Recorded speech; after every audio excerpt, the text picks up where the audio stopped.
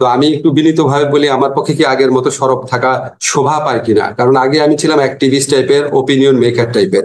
এখন আমি সরকারে, আগে যে একটা ফ্যাসিস্ট সরকার ছিল, যে সরকার জনগণের ভোটে নির্বাচিত ছিল না, তারা যা ইচ্ছা করছিল দেশে, আমরা সেটা সবসময় প্রতিবাদ করতাম। অনেকে প্রতিবাদ করতেন, বিদেশ থেকে অনেকে করতেন, দেশ থেকে করতেন। সবসময় আমি এটা প্রতিবাদ করতাম। সেই জন্য আমাকে প্রচুর মূল্য দিতে হয়েছে জীবনে।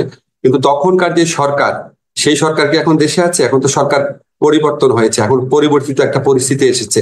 আরেকটা হচ্ছে, আগে আমার যে রোলটা ছিল, আমি তো সরকারে ছিলাম না, আমি এখন সরকারে। এখন আমি যদি সরকারের কোনো কাজের সমালোচনা করি, তাহলে এটা তো খুব শোভা পায় না, মানুষ বলবে যে তুমি নিজেই তো সরকারে আছো। থার্ড জিনিস হচ্ছে, আমি তো একটা গোপনীয়তার শপথ নিয়েছি।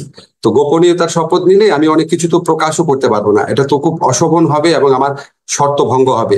আমি তো জীবনে কোনোদিন কোনো গোপনীয়তার শপথ নিয়ে তো আমি কোনো দায়িত্ব পালন করি নাই।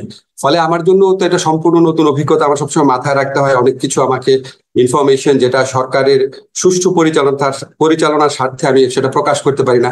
এই সমস্ত কিছু মিলিয়ে আমাকে মানে কিছুটা আপনার নিজের ভিতর অবরুদ্ধ অবস্থায় থাকতে হয়। এটা খুব বেশি এনজয় করি সেটা না, আমার চরিত্রের সাথে এটা যায় না। আমার মাঝে মাঝে খুব কষ্ট লাগে, অনেক কিছু বলতে ইচ্ছা করে, বলতে পারি না। আর উপভোগ যদি বলেন, মন্ত্রিত্ব আসলে উপভোগের জিনিস না। আমি জানি না পলিটিক্যাল মন্ত্রীরা কেমন হয় জীবন উপভোগ করতেন।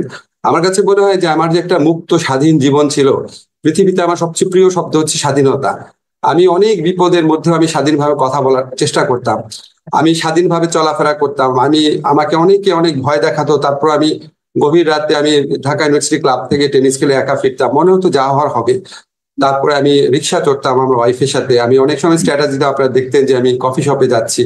এখন আমাকে অনেক কিছু বিবেচনা করে চলতে হয়, আমাকে অনেক অনেক বেশি কাজ করতে হয়, অনেক বেশি। এবং খালেদ, সবচেয়ে অসহনীয় যেটা, এমনও হয় যে ধরেন আমি হয়তো 4-5 ঘন্টা জাস্ট একটা চেয়ারে বসে কাজ করছি, বা 3 ঘন্টা কন্টিনিউয়াস মানুষের কথা শুনছি। আমার জীবনে এগুলি খুব নতুন অভিজ্ঞতা এবং একদমই আনন্দদায়ক না। তবে একটা আনন্দই শুধু আছে, যখন কিছু করতে পারি, একটা মানুষেরও যদি উপকার করতে পারি, একটা ভালো সিদ্ধান্ত যদি নিতে পারি, তখন ভালো লাগে। এই আনন্দর সাথে কোনো কিছু তুলনা হয় না। এখন দায়িত্ব বোধটা অনেক বেশি, স্বাধীনতা কম, উপভোগ কম।